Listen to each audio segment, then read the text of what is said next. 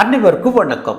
தமிழகத்தில் நேற்றுதான் மது கடைகளை திறக்க முடிவெடுத்து இன்று மாநிலம் முழுவதும் சாராய ஆறு ஓடுவது போலவும் அதை தடுத்தே ஆக வேண்டும் என்றும் கிளம்பி இருக்கின்றன சில கட்சிகள். மதுவிலக்கு ஒவ்வொரு மாநில அரசின் கொள்கை சார்ந்த விஷயம். ஒரு மாநிலம் மதுக்கடைகளை திறக்க முடிவெடுத்தால் திறக்கலாம், மூட நினைத்தால் மூடலாம். இதில் மத்திய அரசுக்கு எந்த அதிகாரமும் கிடையாது. ஆனால் இங்கிருக்கும் போராளிகளோ மாநில அரசின் தயவோடு நாடு முழுக்க மது விலக்கை கொண்டு வர சொல்லி மத்திய அரசை வலியுறுத்தி போராடப் போகிறார்களாம்.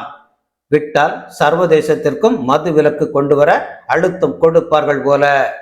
சரி, அது போகட்டும். இன்றைய கால சூழ்நிலையில் மது விலக்கு என்பது சாத்தியமா என்றால் சாத்தியப்படாதது, தேவையில்லாதது, நிகழ்காலத்திற்கு ஒத்து வராதது.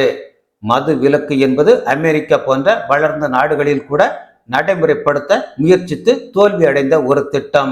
அதற்கு பதில் தமிழ்நாட்டில் டாஸ்மாக் கடைகளின் எண்ணிக்கையை குறைக்கலாம், முறையான ரசீதுகள் கொடுக்கலாம், ஒட்டுமொத்த பார்களையும் தடை செய்யலாம், விற்பனையாகும் சரக்குகளின் தரம் குறித்து சோதனை செய்து தரம் குறைந்த தயாரிப்புகளை தடை செய்யலாம், கள்ளுக்கடைகளை திறக்கலாம். ஒருமுறை பழைய நிதியமைச்சர் பிடிஆர் பழனிவேல் தியாகராஜன் கணக்கில் வராத 20,000 கோடி ரூபாய்கள் டாஸ்மாகிற்கு வெளியே புழங்குகிறது, அதை கணக்கில் கொண்டு வர முயற்சிக்க வேண்டும் என்றார்.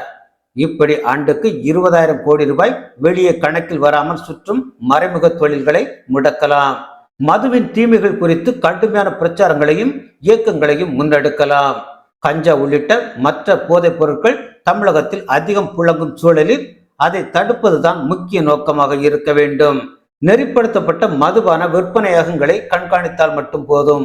மற்றபடி மது பழக்கம் தனிப்பட்ட விருப்பம் சார்ந்தது என்பதால் அதை வாங்க வேண்டுமா வேண்டாமா என்பதை அவரவர்தான் முடிவெடுக்க வேண்டும். மிக முக்கியமாக குடிக்காதவர்களை குடிக்க வைக்க மாநில அரசுகள் ஊக்குவிக்காமல் இருந்தாலே போதும். நன்றி.